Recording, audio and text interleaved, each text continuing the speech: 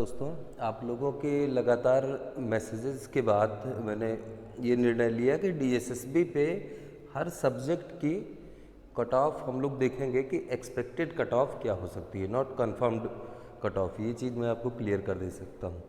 तो सबसे पहली बात जो है कि कट ऑफ का अनुमान लगाने के लिए हमको पिछली बार जो डीएसएसबी का एग्ज़ाम हुआ था 2018 का एग्ज़ाम, उसकी कट ऑफ को देखना होगा। फिर हम कुछ पॉइंट्स देखेंगे जिस पे बेस्ड ये कट ऑफ वेरी कर सकती है 2018 की कट ऑफ से। ठीक है, तो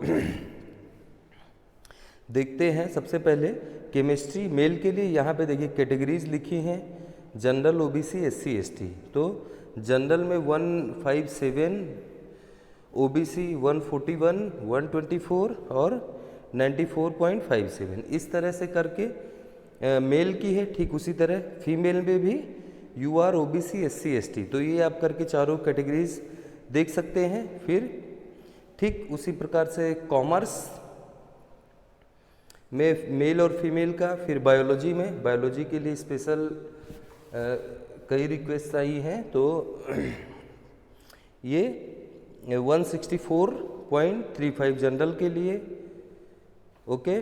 फिर 119.55 इस तरह से ओबीसी के लिए। ठीक उसी तरह आप फीमेल कैटेगरी में भी देखिए, इकोनॉमिक्स के लिए भी देखिए। फिर उसके बाद इकोनॉमिक्स के बाद आता है मैथ्स मेल, फिर मैथ्स फीमेल। मैथ्स मेल और मैथ्स फीमेल के बाद फिजिक्स मेल, फिर ज्योग्राफी फीमेल, फिर इंग्लिश मेल, इंग्लिश फीमेल, फिर हिस्ट्री मेल, फिर एग्रीकल्चर मेल, उर्दू। ठीक है, उसके बाद हिंदी मेल। हालांकि हिंदी पे मैंने डिटेल्ड वीडियो पहले ही डाल दिया है, तो आपको जो इन्फॉर्मेशन कम लगे वो आप वहाँ से जाके देख सकते हैं। ठीक है, तो 211.8883 टू 181.25 इस तरह से करके OBC, SC, general, OBC, SC, ST, ये चारों कैटेगरीज के लिए कट ऑफ हैं। अब 2021 की कट ऑफ क्या रहने वाली है, उसके लिए जो इम्पोर्टेंट इश्यूज़ हैं, जो इम्पोर्टेंट पॉइंट्स हैं, उनको हम लोग देख लेते हैं। तो सबसे ज़रूरी जो बात होगी दोस्तों, वो होगा difficulty level of the examination, कि एग्ज़ामिनेशन का डिफ़िकल्टी लेवल क्या है, एग्ज़ामिनेशन कितना कठिन है, कितना आसान है। ठीक है, उसके बाद तो आपको पता ही है कि इस बार का एग्ज़ाम मॉडरेट था, ना बहुत आसान था और ना बहुत कठिन था। तो number of candidate that appeared for the examination, okay. तो इस बार कैंडिडेट लगभग हर सब्जेक्ट में कम अपीयर हुए हैं पिछली बार की अपेक्षा, और वैकेंसी में बहुत ज़्यादा, the number of vacancies released by DSSB for that particular post. और लगभग हर सब्जेक्ट में जो DSSB ने 2018 में वैकेंसीज दी हैं, उतनी ही वैकेंसीज यहाँ पे भी दी हैं 2021 में भी। ठीक है, फिर the category to which the candidate belongs to and applied, ये एक ज़रूरी बात है कि आप किस कैटेगरी से बिलोंग कर रहे हैं, वहाँ पे कंपटीशन कितना ज़्यादा है, आपकी कैटेगरी विशेष में पोस्ट क्या है, इनको ध्यान में रखिए।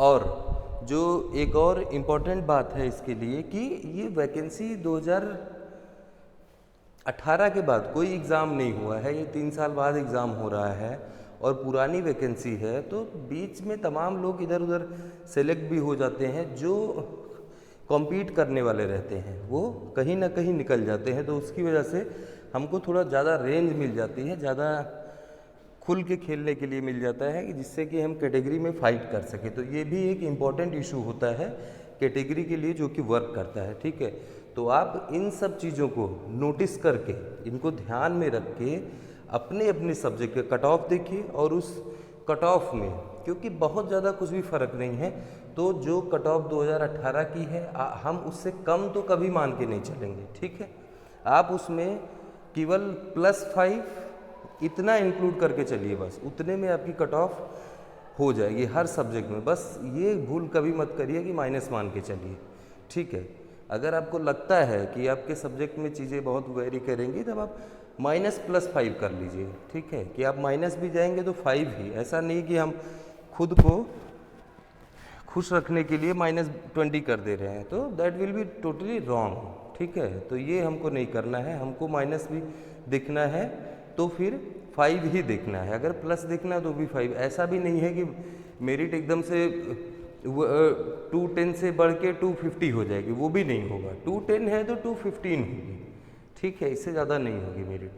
तो ये इन्फॉर्मेशन मैं आप लोग के साथ शेयर कर रहा हूँ, इससे जुड़े हुए कुछ सुझाव, और मैं स्पेसिफिक सब्जेक्ट पे भी आपको सब्जेक्ट वाइज भी आपको मैं DSSB के एक्सपेक्टेड कट ऑफ दूंगा। और हम लोग सबसे अच्छा है कि जो परीक्षा हमने पूरी कर ली है उसको छोड़ के और आगे के लिए पढ़ाई करें, आने वाले एग्ज़ामों के लिए प्रिपरेशन करें। ठीक है, तो अभी के लिए इतना ही। अपना और अपनों का ख्याल रखिए। जय हिंद।